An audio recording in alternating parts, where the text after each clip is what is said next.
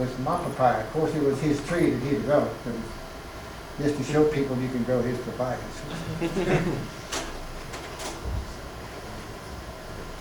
I got involved with two partners and set up a big compost yard on I-10 between 410 and 1604 on the south side, right across the fence from BFI Landfill.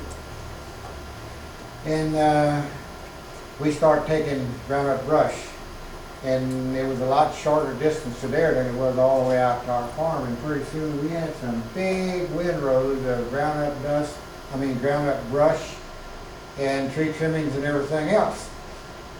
You can see how big those windrows are. Well, then Coca-Cola Bottling Company came to me and they said they had 2 of these tanker loads of Coke, outdated Coke, sugar water, you know, just stuff more or less picked up off the floor. They needed to spray it somewhere. They wouldn't let them put it in a landfill, and they couldn't dump it just out in the field somewhere. So I got thinking, man, that'd be good stuff. I wonder what this guy's going to want for this stuff. What was that, sugar in there? Just think what I could do with my compost pile. Before I said anything, he said, Beck, I'll give you $20 a load. Just let me spray it on something good. And I said, well, I guess we can handle that. Well, I didn't want anybody to steal that from me, so I brought my irrigation pipe from the farm, and I put it all across the top of the big windrows, and I got some different sprinklers that would stay on top of these big piles instead of spreading it everywhere.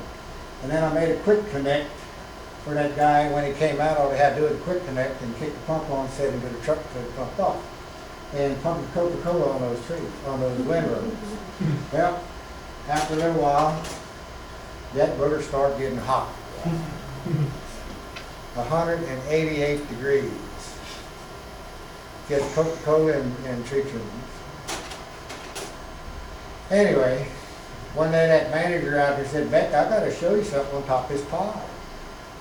He'd been taking a temperature, and he got up there with a shovel, started digging, and pretty soon he pulled out a big old bag. He'd baked the turkey. Wow. 20-pound turkey, put it in 2 of those baking bags, and put that red thing in it, popped out. This is not that That's turkey. great. This is the 2nd or 3rd turkey we baked. And this is a sweet potato I grew. Wow. 13-pound sweet potato.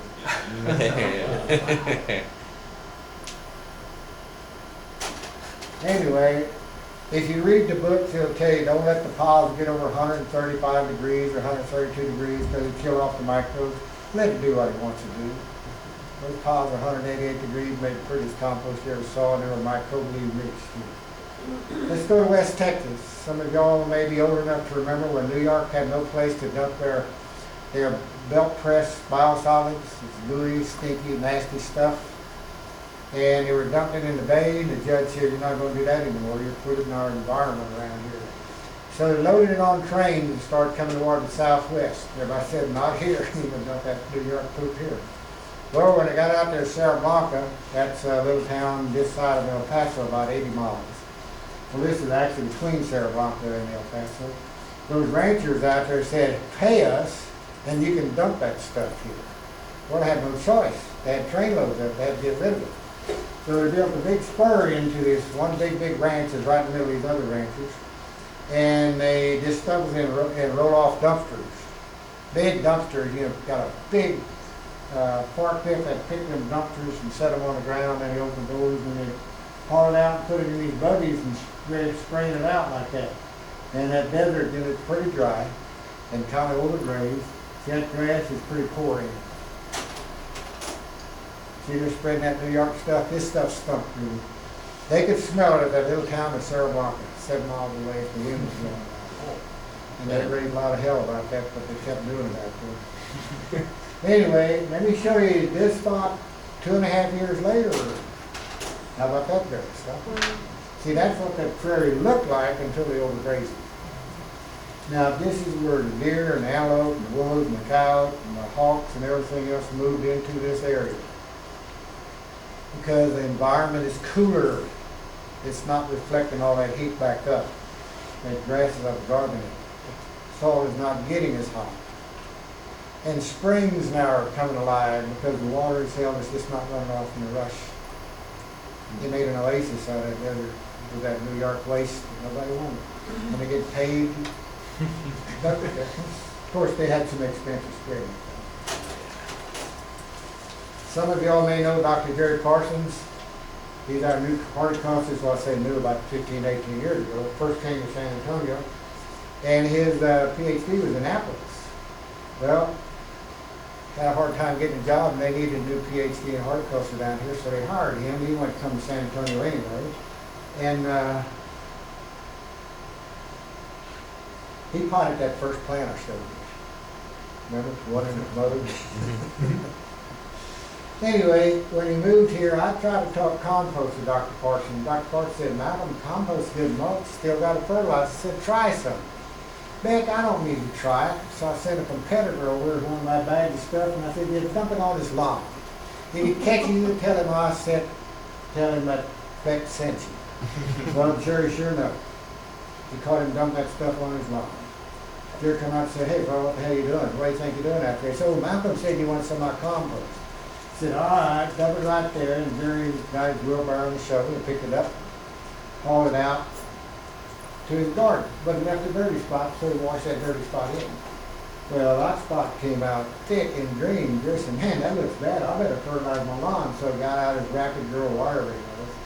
Fertilized the whole lawn. That spot just got thicker and greener. He couldn't duplicate it. Jerry called me and said, Beck, come over here. I want to show you something. When I drove up, I saw the problem. Jerry come out of the house. He said, that spot bothers the lawnmower. He says, I can find it by walking across it in the dark. He said, if you can duplicate that, you'll have enough compost to spell. We got Jerry Parsons' attention. Let me tell you something, he sold a lot of compost now. And I talk about this on the radio program or wherever I go give talks. This guy here sells turf grass for the Crenshaw Brigade turf farm. And this is one of them real fancy native grasses, some type, buffalo grass, whatever it is. So he went to see if compost would have an effect on the native grasses, so he put compost on that side, not on this side. He took that picture and brought it to me, then I'll go over and see it. He said, Malcom, that stuff works. And mulching. That's pine bark, native tree trim. It's a dry year. I put a sprinkler out here and I soaked them up real good. And under those mulch piles, here's a mulch pile, even when the ambient temperature was 100 degrees, they never got above 85, up close to 90. Most times it's around 83. Bare soil, 4 feet away, the same depth into the soil, 120 degrees. That's an expensive thermometer. Now I knew why my feet burned running around barefoot as a kid. I'd run down the mailbox and I'd have to stop, cool my feet under a cucumber or something. That black soil was so hot. That's the soil away from the mulch pile. See, it's dry after about 10 days. And I had to hold. And to either mulch pile, for 80 days, the needle stayed pegged out on the wet side of the dog. For 80 days. And then it rained, so it ended up just. Yeah, I didn't mind that drought. It was a good chance to do that too. So you see what 4 inches of mulch to do? Keep your constant moisture, constant temperature, not let the soil get too cold or too hot. And it's decaying at the bottom. You got the microbes, the earthworms, and all that soil life working on it. And then when the rain comes, all the exudes from the worms and bugs and termites and everything, it's leaching it down into the soil. And then the mulch on top is continually doing its thing until it's all gone. Nature's been doing that since day one. It's nothing new. Guy walked in the office one day holding a Ziploc bag like this, and he kind of talked slow. And he said, Mr. Beck, I've got some microbes in here that'll stop Pythium, Rhizoctonia, and he named a bunch of other stuff. I said, well, how about cotton root rot? He said, well, we can't grow cotton where we are, and Never went to test it on that. And I said, well, I got okra growing, I'll just test it on okra. So the stuff, I set it down. He said, no, it needs to be put in the refrigerator. It's a live vegetative state. We don't want them to, die. So I put them in the refrigerator, and pretty soon the okra plant time came, and Dell sits on the planter and dropped the seeds when, where, and how she wants it. And I planted 2 rows of okra, and then I thought about that stuff I had in the refrigerator, and I remembered okra always had some root rot and nematodes. So I told Dell, I said, I'm going to go soak some seed while you finish the dishes and do supper, whatever we're going to do. And I said, when we get through, then I'm going to come out and I'll plant 2 more rows of okra after the seed soaked in kind of lukewarm water. So I planted 2 more rows of okra. Planted 2 rows of okra, then 2 rows of beans, and then 2 more rows of okra. And this guy shows up, months later when the okra was up about so tall. He said, did you do the test? I said, oh yeah, I forgot, let's go look. Then I noticed the row I inoculated was almost a foot taller than the other 2 rows. So we went up down the road and started pulling up plants. It needed thinning anyway. And the row I didn't inoculate, I didn't leave it on the seed. You see the nematodes, root not nematodes, and the taproot is rotted off. Then the row I just soaked the seed in that water while we ate supper. That root's perfect. Boy, I called Dr. Parsons. I said, Jerry, you better get out here and see this. And I showed him those okra roots. He said, Beck, I do my own testing. I said, well, get your butt out there and pull some plants up here. Within 5 minutes, Jerry was back in the office saying, what is that stuff? And this guy said, we better call Dr. Crawford. I said, who's he? He's the guy that discovered it and propagated it. So I put the phone on conference table, and this guy dialed, and we got Dr. Crawford on the phone the first time. And boy, was that right. And I told him about this research, and this guy was ecstatic. First time somebody did a field test on it where they had cotton root on. Well, he was ecstatic. Then I asked him, I said, what is that stuff? He says, don't even ask me to say this word. It's a streptomyces type of actinomyces, I said, no, just tell me in my language. Anyway, he put the stuff on the market, now we sell it. They put the name on it, actinovate. So if you're planting a taprooted plant that you think may have cotton root rot because of old cotton bill or something, or you just want to keep the nematodes off, put this stuff in a bucket of water and dump it in there, and then spin the water real fast, and then so it stays in suspension. You don't want to set it out. Then dip the root in it or dip your seeds in it and transplant it. So all of my fruit trees, everything I transplant now, I do like that. And when we're planting okra, we soak okra in there. And it's sold around nurseries now. They give it a name of actinovate. Of course, that long scientific name nobody could pronounce it anyway.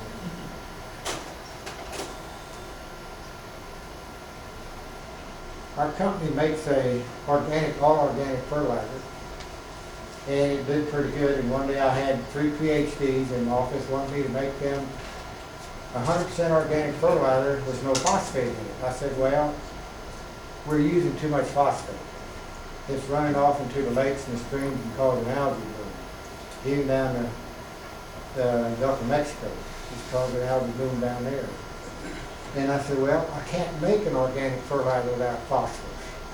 Because if it was organic, that means it was once alive. And if it's once alive, it's going to have phosphorus in it. So anyway, they said, oh, sorry, we tried. Anyway, one of my employees played golf with this guy. He owns a little greenhouse operation over in Gonzales, Texas.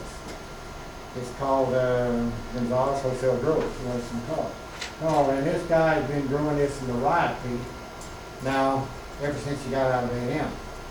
18 years or 15 years earlier. When we make an organic fertilizer, out of all organic stuff, with rock phosphate in it, meat and bone meal, and cottonseed meal, stuff like that, we pelletize it. I had a pellet mill downtown. And when Paul went down to play golf with this guy, he gave him a bag of our organic fertilizer, the 622 formula. Well, it'd be nice to Paul, he tried it in these 2 beds right here. The rest of it, he used osmocote. When he saw the difference, he called our office and said, Paul, you and Beck better get down there and see this. He said, that's where I use your organic fertilizer. This is where I use that high-dollar osmocote. He said, when the temperature gets hot, we just accept it, The osmocote releases too fast and we get a lot of burned up plant. He said, pull up any plant here and look at the root, and one of the better looking plants here and look at the root. Look at the difference. Wow. That's with osmocote. Everything else is equal. And this was our organic fertilizer. Cottonseed meal, meatball meal, stuff like that. Natural. Made a believer out of him. Anyway, Gerald bought my fertilizer for about, 2.5 years. Then he didn't buy the fertilizer anymore. So Dell's sister married one of my cousins, lived over in Gonzales, and I said, let's go see old Gerald. I gotta find out where he's getting his fertilizer from. So I asked Gerald, I said, who are you buying your fertilizer from? He said, Malcom, haven't you noticed all these chicken houses around Gonzales? I said, don't say another word. Rotten chicken, it's as good as there is. Look at all the money I saved that guy, huh? Now, my county agent said, oh, don't use no ashes in your soil, it's way too alkaline, way too alkaline. So they say, don't, I do. I got a whole bunch of pots, just cheap topsoil, not none of my good. I went down the road where guys scooping up old fields and selling topsoil. And these were 5-gallon nursery containers. And no ashes, 4, 8, 12, 4, 8, 12, and 16 ounces of ashes. And then I put, I think it was black-eyed peas, planted them. And guess what was the worst plant? One without ashes. The plant could care less what the pH is if nutrients are available. See, alkaline soil ties up zinc, iron, and manganese, and that's the problem. When you use ashes, you got rid of the carbon out of the tree, and you concentrated the zinc and iron and manganese and all the minerals that the tree took out of the ground. That's what ashes is, it's concentrated minerals. So I put ashes, and the worst one was one without ashes. So you can use ashes, just don't do it. And that's the product, I don't know who come up with that name, maybe they'll think that's where he put in that, this is not meant advertising, but I'm just in case you do want to buy it. And I just put that all over my grasses, my yard. That wasn't an advertisement either.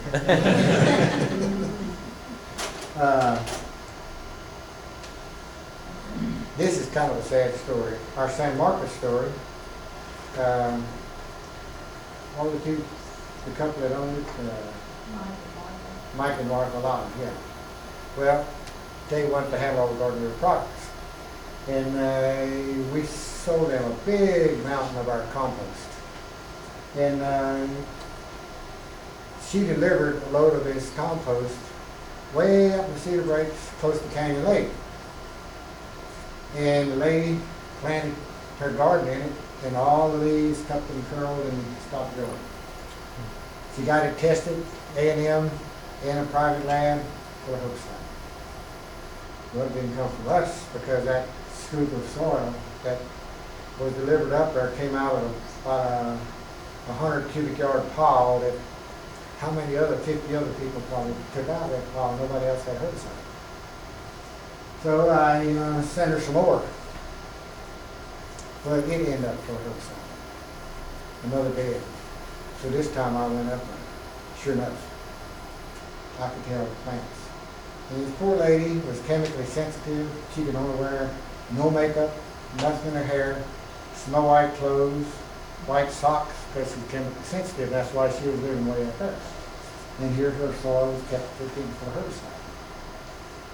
Well, after the second batch got full of herbicide, I went up there. And sure enough, it was full of herbicide. And I felt so sorry for this gal. I said, lady, I don't know what's going on here, but what would it take to satisfy you? I know you want a garden. She said, I don't know what to tell you. When I said that, her husband come running out of the house, a trailer house, and we were pretty close to the spring. I couldn't look in the house because it was dark in there. He comes running out of there and he said, I'll take $440. I want to slug that son of a gun because he was the one that doesn't have herbicide in there. He was either wanting her to move or wanting to kill it. I don't know what it was. Anyway, I bagged up that stuff and I brought it back home. I did my own testing. Sure enough, I put yellow wax beans, this is all something like same batch. I put yellow wax beans, those two, okra in these two, and begonias in these two.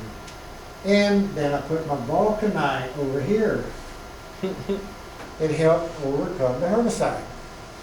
Now I got a book coming out on that, and I'll give you all the program whenever I get everything. I got it in color slides. All those slides are up at the in Austin at Acres USA. They're going to publish the book. It'll be ready for soon. But that is real interesting. Paramagnetism. But that vulcanite surprised me. There's 4 grapevines. An old man brought these to me from New York. That's New York Concord. And when I just set them out, I compacted decayed granite real hard around it. Now decayed granite won't let any grass grow through it, but water penetrates it. And water penetrates it, and right at the soil level it's decaying more and leaching nutrients to grapevines. Well, when I had the county agent out there, he said, Malcom, nobody's ever grown a New York Concord in this part of the country. And another guy there said, I guarantee to be dead in 4 years. Nobody's ever grown a New York Concord in Texas. Well, they've been down there now about, 13, 15 years, produce heavy every year. But you notice the compacted granite, it's paramagnetic. Limestone underground is diamagnetic, and I'm going between positive and negative. Now you'll have to wait for the book to hear the rest of the story. What those grapevines, they produce heavy every year. And I belong to the Grape Growers Association, and it's headed up by Dr. Bobby Smith. And before I had this, I wanted to see if I could root Mustang cuttings.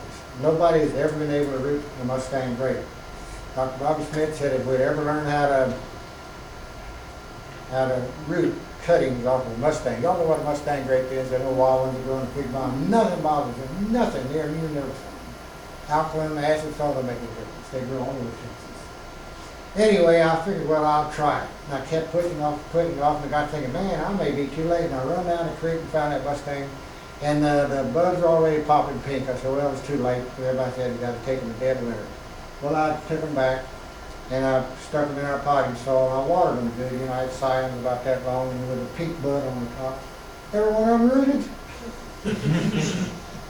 Every one of them rooted. So I told Dr. Bobby Smith, I said, I got some here I'll give you. I said, I want that $1,000 you promised me to figure out how to root a Mustang. See, they were taking them in the dead of winter, end of January, or middle of end of December. You got to take them when the buds are popping pink. Then the sap is up. Then there's some sap there that can grow roots. You accidentally learn these things. You do that stupid thing you do. And a guy heard about my vulcanite, and he planted 3 rows of corn. He's over in Seguin.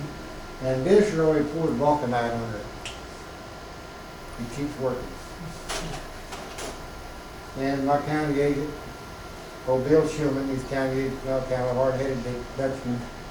He said, Malcom, that's not a test. You got to do a bunch of tests. This one here had, I think it had vulcanite, and that was a control. So I did 6 plants.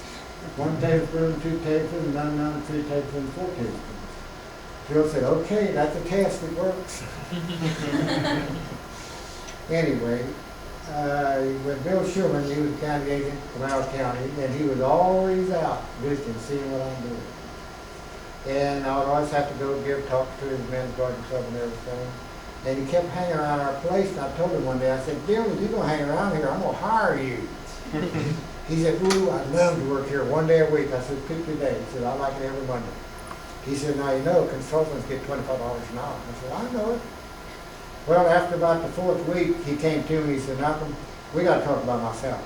I got to think, what's this guy want? And he said, you know, I'm having too much fun. Will you settle for $10 an hour? I said, no, I'm going to keep you at 15 though. See, he was my straight line to A&M. That's what I liked about him. In my office, when I needed answers, he knew where to go to get them.